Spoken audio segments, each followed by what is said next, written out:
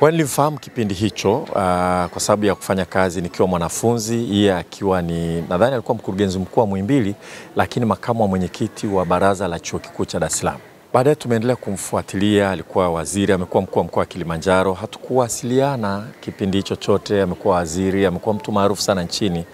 Lakini nashangaa sana wakati nagombea ubunge 2020. Kuna siku moja kulitokea msiba mmoja kule kwetu Rombo, akaja Malichela kwenye ule msiba. Sasa kuna mtu mmoja katika ile timu ya Malichela, simkumbuki nani, akaniita pembeni akaniambia Profesa Sarungi anaomba kuongea na wewe. Kwa hiyo nikashangaa, nikapokea, shikamoo, akaambia bwana Mkenda nakufuatilia sana, mimi nilikuwa katibu mkuu. Na anajua unagombea, mimi nakupigia kukutakia kila laheri kwenye kugombea kwako na nini.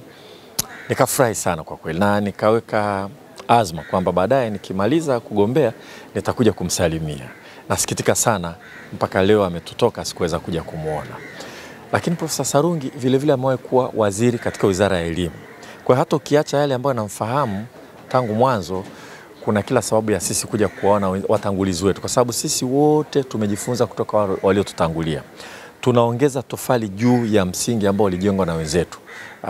Kwa hiyo kuna kila sababu ya mimi kama waziri wa elimu kuja kumwenzi hapa, na najua sisi kama wizara na sisi tutatoa rambirambi zetu kuja kusapoti shughuli zake za kumwaga. Kwa hiyo ndio kuna hilo la kumfahamu mimi mwenyewe binafsi, na kuna hilo kwamba kitaasisi alikuwa ni waziri wa elimu na mimi sasa hivi ni waziri wa elimu. Kwa kweli natoa pole sana kwa familia. Nimeongea sana na mama hapa kwa kirefu, tumeongea kwa muda mrefu sana. Ni mcheshi, ni mama muongeaji vizuri sana. Tunatoa pole na tunatakia mapumziko ya amani mzee wetu Profesa Sarungi alikotangulia mbele ya haki. Na kitu kimoja ambacho labda nimejifunza yani kinachoniuma kidogo ni wakati alivyonipigia simu wakati nagombea, nilisema nitakuja kumuona. Yani niliweka hilo. Sasa pilika Dodoma wapi sikupata kuja tena mpaka nilivyoona taarifa za kutoka.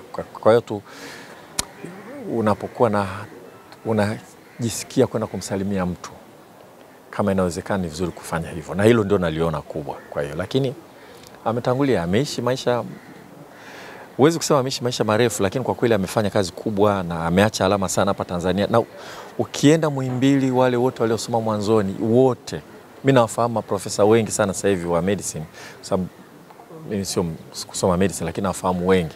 Yote utakayemuuliza atakwambia kabisa Profesa Sarungi ametoa mchango mkubwa sana. Kwa hiyo kwa taifa kwa kweli tumepoteza mtu mkubwa, mtu maarufu aliyechangia sana katika maendeleo ya nchi yetu.